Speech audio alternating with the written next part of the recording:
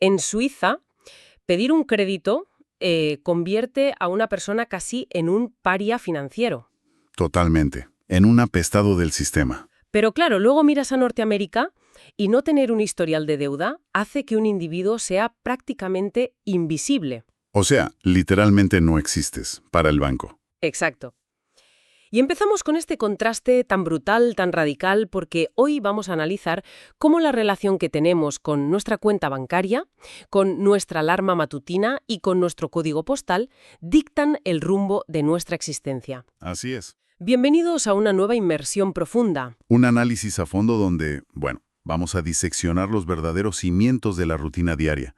Porque lo que resulta absolutamente fascinante de la pila de fuentes que manejamos hoy no es solo el qué hacemos cada día, sino el por qué lo hacemos. Claro, el motivo oculto. Eso es una exploración sobre cómo las decisiones más mundanas terminan revelando si de verdad estamos viviendo una vida propia o si hemos caído en la trampa de interpretar un guión escrito por otros. Un guión heredado.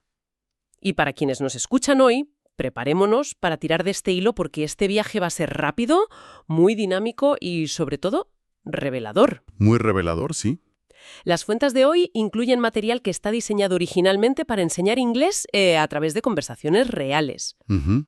Así que vamos a desmenuzar conceptos vitales y a rescatar esos términos clave en inglés que las fuentes nos van ofreciendo.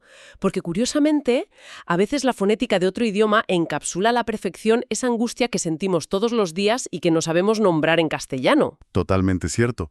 Vamos a ponerle nombre a esos fantasmas cotidianos que todos tenemos en casa. Pues arranquemos por el primer fantasma, porque todo gran dilema vital comienza con una batalla épica a las 7 de la mañana. Uf, la peor hora. Una de nuestras fuentes describe una escena trágicamente cómica con la que cualquier oyente se puede identificar. Hablan de la conversación con la manta. La mítica conversación con la manta. Ese instante súper crítico en el que suena la alarma, una mano sale a ciegas buscando el móvil para apagarla y la manta parece que te susurra al oído en plan, quédate un rato más. Y uno ahí, medio dormido, se hace la gran pregunta filosófica. ¿De verdad es estrictamente necesario ejercer de adulto en el día de hoy? Ya, es que es durísimo. Y empieza la negociación interna.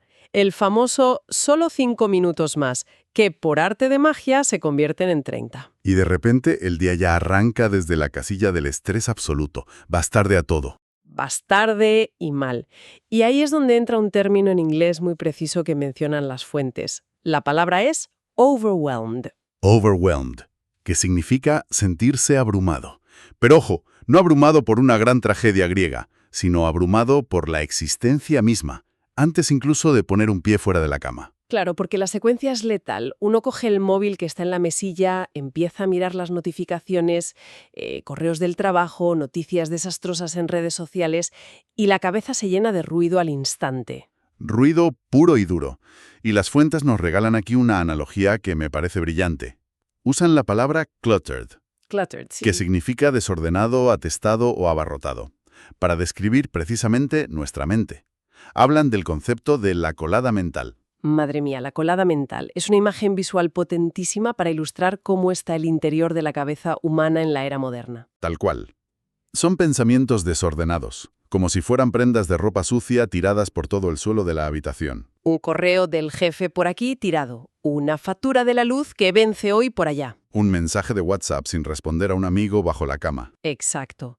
Todo esparcido por ahí, haciéndonos tropezar psicológicamente a cada paso que damos. Y claro, para intentar caminar por esa habitación sin tropezar constantemente, las fuentes hablan de la necesidad imperiosa de encontrar un ancor, un ancla. Un ancla.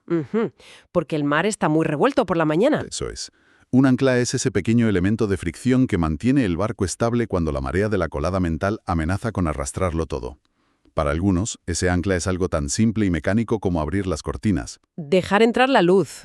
Exacto. Dejar entrar un impacto de luz natural que le envía una señal física al cerebro y le dice, vale, el mundo sigue ahí fuera. La realidad es bastante más grande que esa pantalla del móvil. ¡Qué bueno! Pues mira, para otros, y yo misma me incluyo en esta categoría de forma militante, el ancla indiscutible es el café. Ah, bueno, el café es sagrado. Una de las conversaciones en las fuentes bromea diciendo que el primer sorbo de café actúa como un amigo de apoyo emocional. Un buen amigo, desde luego. O sea, a ver, no te va a resolver el atasco de la M30 ni te va a librar de la reunión tensa de las 12, pero te proporciona una especie de estabilidad química y psicológica para plantarle cara al día. Claro, te centra. O el ralentí del motor de un coche funcionando en segundo plano.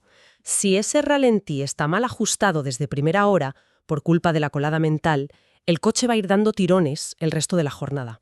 Y gastando el doble de combustible además. Exactamente. Gastando el doble de combustible emocional por cada kilómetro recorrido. Es una comparación súper exacta. Y de hecho, ese gasto excesivo de combustible explica perfectamente el contraste tan bestia que señalan las fuentes entre la mañana y la noche. Ujú. Por la mañana, al despertar y mirar esa pantalla, el estado natural que describen es sentirse restless. Inquieto. Esa agitación interna de quien no puede estar quieto porque, claro, la mente va a 1000 por hora, anticipando problemas y catástrofes que aún ni siquiera han ocurrido. Totalmente. Pero luego la maquinaria del día hace su trabajo. Pasan las horas, se suceden los conflictos en el trabajo, los atascos, y al llegar la noche, al cruzar el umbral de casa, pasamos de estar restless a estar drained. Drained. Completamente drenados. Y me encanta que usemos la palabra drained porque no es simplemente estar cansado o tener sueño. No, no es sueño. Es estar vaciado, como una piscina a la que de golpe le han quitado el tapón. La batería, tanto la física como la cognitiva, está a un asombroso 0%. A cero. Y es justo en ese nivel de vacío absoluto donde las rutinas de desconexión actúan como un verdadero salvavidas. Las fuentes mencionan un concepto precioso al respecto. Lo llaman la paz descalza. La paz descalza. Qué maravilla de concepto. Es ese microsegundo y alivio inmenso cuando los zapatos se quedan en la entrada de casa y el cerebro reptiliano registra la señal definitiva de el peligro ha pasado, estamos a salvo en la cuerva. Uf, total. Seguido inmediatamente del ritual de ponerse ropa suave y, esto es importantísimo, apagar las malditas luces blancas del techo para encender una lámpara de luz cálida. Fundamental la luz cálida. Se trata de crear un perímetro de seguridad. Las conversaciones hablan de un rincón de lectura que imponga un cartel invisible de no molestar. A ver, no borra los problemas del mundo exterior, eso es evidente, pero les baja el volumen al mínimo indispensable para poder respirar. Ahora bien, ese ralentí del motor, esa rutina de la que hablamos, tiene que ejecutarse sobre un terreno concreto.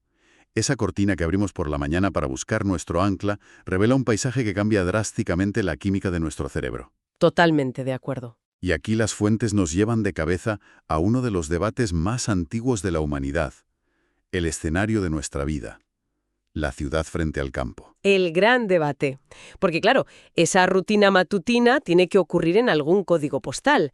Y esa conveniencia urbana tiene un peaje invisible que las fuentes diseccionan sin ninguna piedad. Empecemos por la ciudad, si te parece. Venga, vamos a la ciudad.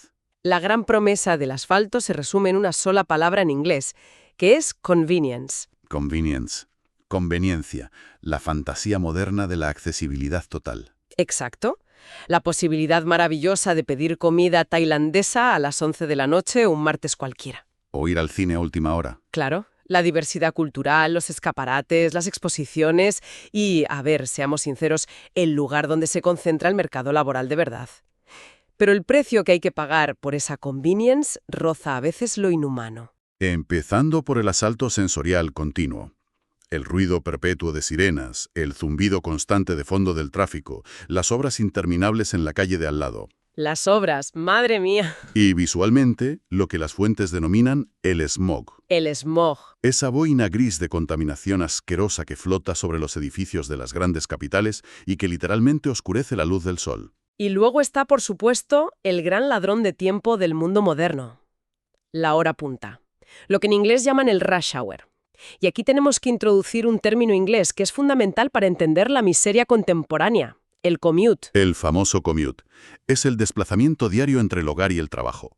Y las fuentes, ojo, van mucho más allá de la simple queja de bar sobre el tráfico. Analizan a fondo porque es tan destructivo psicológicamente. Es que lo es. En una gran metrópolis, pasar horas atrapado en un atasco o apretujado contra la puerta en un vagón de metro subterráneo no es solo aburrido. Genera una respuesta de lucha o huida constante en nuestro sistema nervioso. Claro, el cuerpo está en tensión. Es una experiencia que la mente registra como overwhelming, la palabra que vimos antes. absolutamente abrumadora para los sentidos, porque hay una pérdida casi total de control sobre el propio tiempo y el espacio. Estás atrapado. Y frente a este cóctel diario de cortisol, las fuentes pintan el cuadro idílico de irse al campo. El aire limpio, la ausencia total de ruido, la utopía esta de tener un huerto propio con tomates, y sobre todo un cambio radical en lo que en inglés llaman el pace of life, el ritmo de vida. Pasar de la aceleración constante y taquicárdica a una cadencia mucho más natural. Un entorno donde supuestamente existe una comunidad real, donde ese anonimato frío de la ciudad se sustituye por vecinos que se conocen por su nombre y se asisten mutuamente. Pero atención, para quienes nos escuchan y estén ya mirando casas rurales en Internet, Cuidado, sí. el análisis no se queda en la típica postal romántica. El campo también tiene un reverso oscuro. Las fuentes apuntan a la tiranía de las distancias. Si ocurre una urgencia médica a las 3 de la madrugada, el hospital más cercano puede estar a 1 hora de camino por carreteras secundarias muy mal iluminadas. Eso asusta bastante. Y la total dependencia del coche privado para comprar hasta una barra de pan. Y, por supuesto, el aislamiento crónico y la frustración absoluta de intentar vivir o trabajar en la era digital con una conexión a Internet que se cae cada 2 por 3. Es que todo esto nos lleva a un callejón sin salida aparente. Lo que extraemos de estas conversaciones en las fuentes es una especie de insatisfacción perpetua. Parece que la gente busca desesperadamente un punto intermedio. El famoso chalet adosado en las afueras, la ciudad dormitorio, o vivir en la ciudad pero tener la escapadita de fin de semana al pueblo. A ver, voy a lanzar una pregunta muy incómoda aquí. Basándonos en lo que dicen las fuentes, ¿no es ese punto intermedio un mito absoluto? Un espejismo, casi. Da la sensación de que el ser humano es una máquina perfecta de insatisfacción.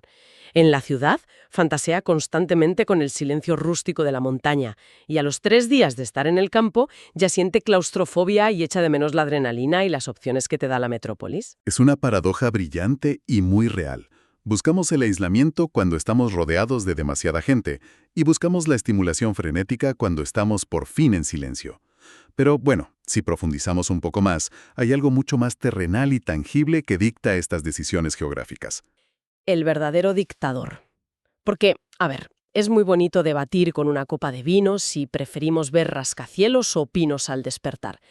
Pero ¿qué es lo que realmente ancla a una persona a una ciudad contaminada o le impide de verdad comprar esa casa rural de sus sueños? El dinero.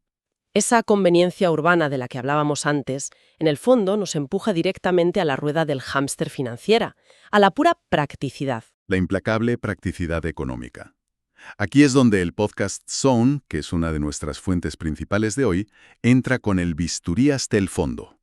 Y lo hacen introduciendo una palabra que paraliza el corazón de cualquier adulto. Recession. La recesión.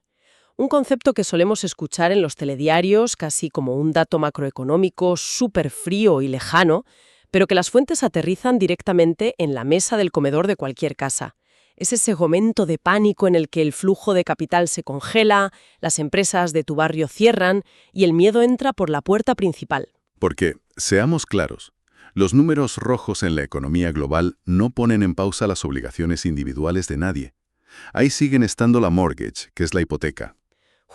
La hipoteca. O la tuition, que en el contexto anglosajón se refiere a esa matrícula universitaria que es asfixiante. Son pesos enormes anclados al cuello. Y las conversaciones usan frases muy gráficas, muy de la calle, como hit me pretty hard. Que significa me golpeó bastante duro. Por ejemplo, para describir el impacto emocional y real de un despido repentino. Exacto. O usan on top of all that, que vendría a ser, y encima de todo eso, ilustrando cómo los desastres financieros nunca jamás vienen solos, sino que tienen la mala costumbre de apilarse unos sobre otros. Como la colada mental de la que hablábamos. Y esto nos lleva a la piedra angular del sistema occidental, que es la deuda, la palabra debts en inglés. Y aquí retomo el gancho con el que abrimos nuestra inmersión de hoy, porque la diferencia psicológica que muestran las fuentes entre culturas a mí me parece, alucinante. Es un abismo cultural absoluto. En Norteamérica el sistema está literalmente diseñado para que la deuda sea una prueba de ciudadanía válida. A un chaval de 18 años se le empuja, se le casi obliga, a tener tarjetas de crédito para construir lo que ellos llaman un historial crediticio. Es de locos. La lógica del sistema allí es perversa. Si no demuestras repetidamente que eres capaz de endeudarte hasta las cejas y luego devolver el dinero, las instituciones financieras simplemente no confían en ti. Eres un fantasma para el sistema. Es como si te obligaran a jugar a la ruleta rusa con tu propio futuro financiero, solo para demostrarles que sabes esquivar la bala. Y el contraste con la mentalidad europea que citan es abismal. Las fuentes mencionan el caso de Suiza, donde parece que rige una especie de cultura casi calvinista del ahorro. Allí la deuda es un estigma social tremendo. Está muy mal vista. Es restrictiva. Para tener un límite de crédito normal en una tarjeta, primero tienes que tener ese dinero depositado como garantía en el propio banco. Si no, no hay tarjeta. Son dos formas totalmente opuestas de entender el tiempo y la libertad personal. El modelo norteamericano entiende la deuda como una palanca de crecimiento económico indispensable. Vamos, que hay que endeudarse para crecer. Mientras que la mentalidad suiza entiende que asumir una deuda hoy es, literalmente, pedir prestada tu propia libertad del mañana. Pedir prestada la libertad del mañana. ¡Qué gran definición de verdad! Y claro, cuando ese sistema basado en pedir prestado colapsa, la caída es universal. Las fuentes relatan un chiste, una broma, que ilustra perfectamente el nivel de absurdo de esta situación. Cuenta. Resulta que un ciudadano que está absolutamente acorralado por los impagos por culpa de la recesión decide recurrir a la desesperada a pedir un préstamo, un loan, a la mismísima mafia. Va a ver a la versión local de Don Corleone. Madre mía. ¿Y cuál es la respuesta del crimen organizado? Pues resulta que el mafioso le pone la mano en el hombro, muy compungido, y le dice que lo siente en el alma, pero que la recesión también le ha hundido el negocio a él. No me lo puedo creer. Sí. Le dice que las extorsiones han bajado muchísimo y que la mafia también está broke. Broke. Literalmente quebrado.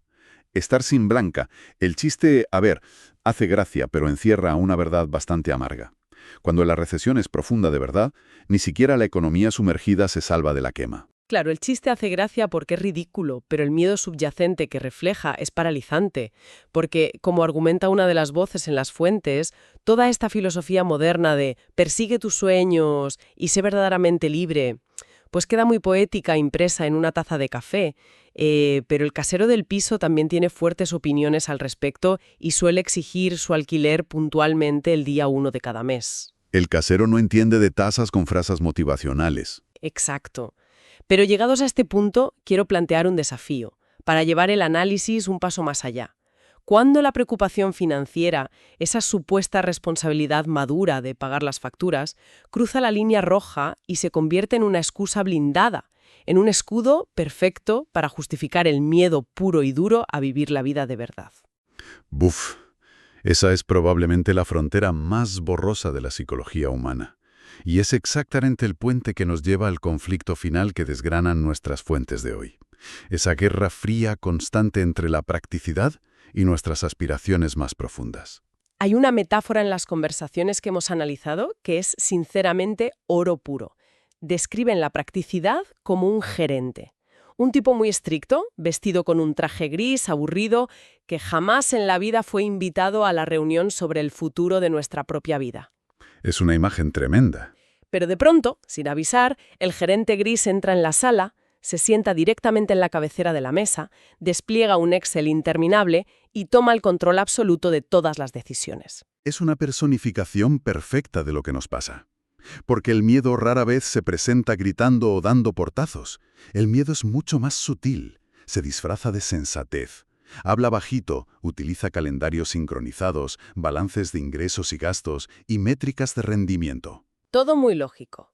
Ese gerente no invitado convence a la mente humana de que cualquier desvío, por mínimo que sea, de lo preestablecido, es una irresponsabilidad temeraria que acabará en la ruina. Y mientras ese gerente de gris controla el teclado del ordenador, los verdaderos sueños se quedan ahí, guardados en el cajón de abajo. Y cuidado, las fuentes hacen un apunte crucial aquí, para que nadie se confunda. No están hablando de ambiciones locas de película de Hollywood. No, hablan de ser astronauta. No hablamos de ganar un Oscar, ni de fundar un imperio tecnológico en Silicon Valley. Para nada. Los sueños que más duelen cuando se atrofian o se mueren suelen ser los más silenciosos. Son deseos íntimos y sencillos. La necesidad vital de tener un trabajo que te aporte un mínimo de significado. La urgencia de gobernar tu propio horario, o el simple y poderoso deseo de despertarse un martes cualquiera sin sentir una losa de cemento sobre el pecho. Esa losa de cemento. Si esa losa se ignora el tiempo suficiente por hacerle caso al gerente de la practicidad, el resultado es lo que las fuentes definen con un término brutal: una vida heredada. En inglés utilizan la expresión following someone's footsteps, que significa seguir los pasos de alguien. Es una inercia súper destructiva. Es caminar ciegamente sobre las huellas que la sociedad, la familia o el entorno han pavimentado y etiquetado como la ruta del éxito.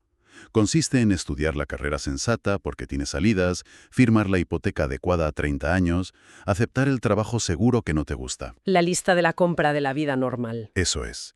Y un buen día, uno se mira al espejo por la mañana y se da cuenta de que el cuadro de su vida parece absolutamente perfecto para un observador externo, pero uno mismo se siente extrañamente ausente de la propia pintura.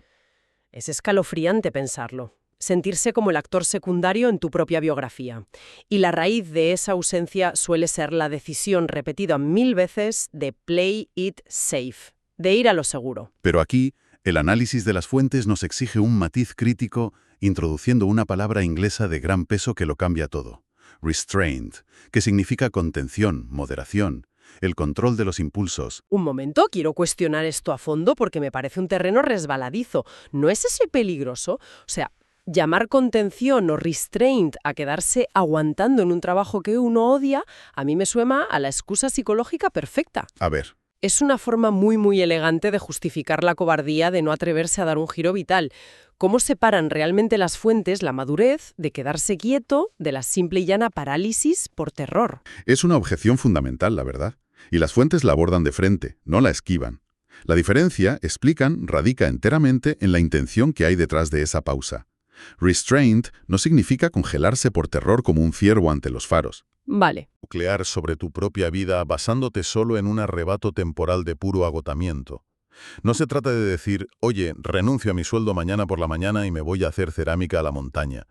Eso, a los ojos de las fuentes, sería una negligencia temeraria. Entiendo por dónde vas. La verdadera contención es saber aguantar la respiración bajo el agua mientras construyes una balsa sólida en secreto antes de saltar del barco que sabes que se está hundiendo. Vale. Visto así, la perspectiva cambia por completo. Huir a lo loco y sin plan de una vida que te genera rechazo no es lo mismo que caminar de forma estratégica hacia una vida que te genera propósito. Y ahí es justo donde entra en juego otra palabra clave de las conversaciones: conviction. La convicción. Es el conocimiento silencioso pero inquebrantable de que un cambio vital es necesario, incluso cuando te tiemblan las rodillas de miedo. Como explican las fuentes de una manera muy visual, el miedo va a ir sentado en el asiento del copiloto durante todo el maldito viaje. Eso es inevitable, no lo puedes bajar del coche. Ya, ojalá se pudiera. El objetivo no es echar al miedo del coche. El objetivo es asegurarse de que, bajo ninguna circunstancia, el miedo agarre el volante. ¡Qué gran imagen! Y armados con esa convicción en el asiento del conductor, se llega por fin al punto crítico, al momento de take the plunge, dar el gran salto, tomar la decisión irrevocable después de, a lo mejor, meses o años de dudas y hojas de Excel. ¿Y qué es lo que cataliza ese gran salto según el análisis que hemos visto?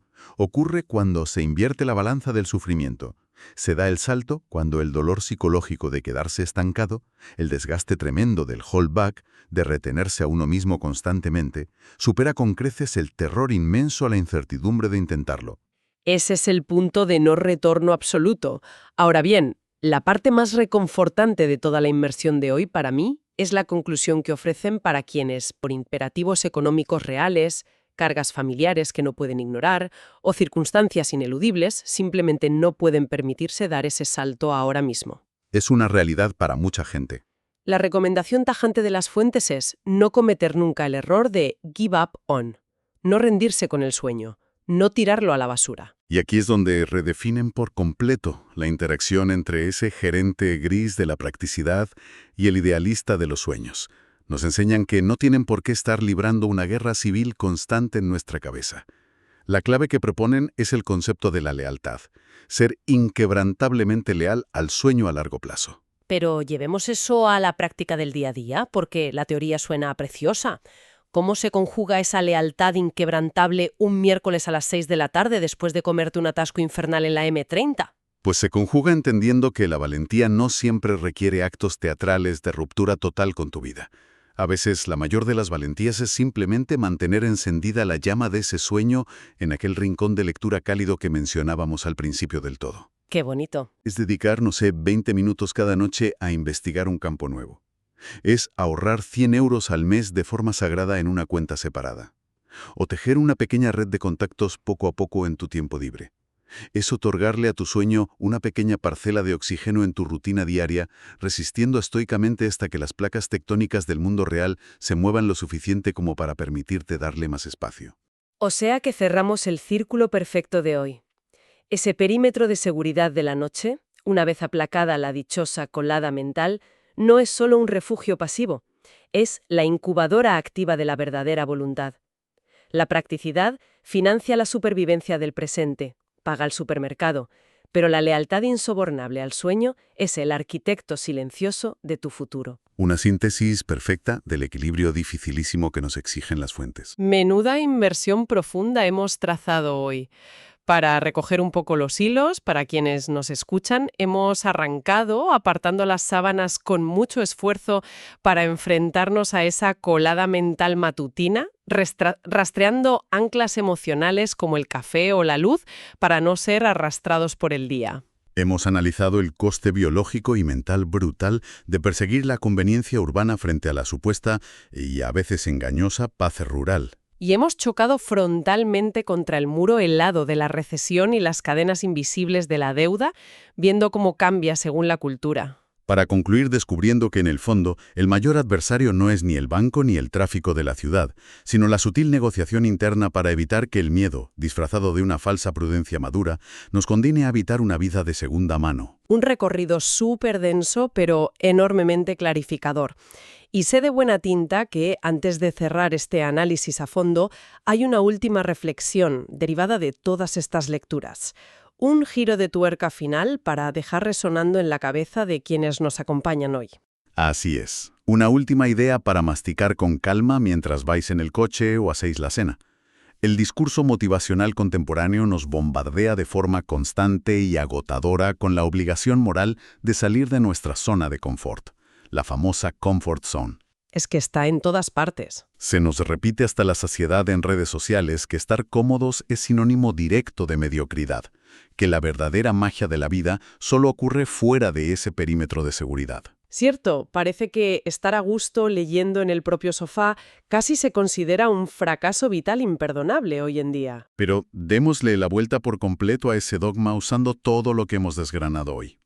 Si el ecosistema exterior, es decir, el ruido constante de la ciudad, el peaje mental del trayecto al trabajo, el gerente estricto de las facturas asfixiantes y todas las expectativas ajenas, es un entorno hostil que nos deja crónicamente vaciados y drained. Tal vez esa zona de confort no sea la maldita prisión de estancamiento que nos quieren vender los gurús de Internet.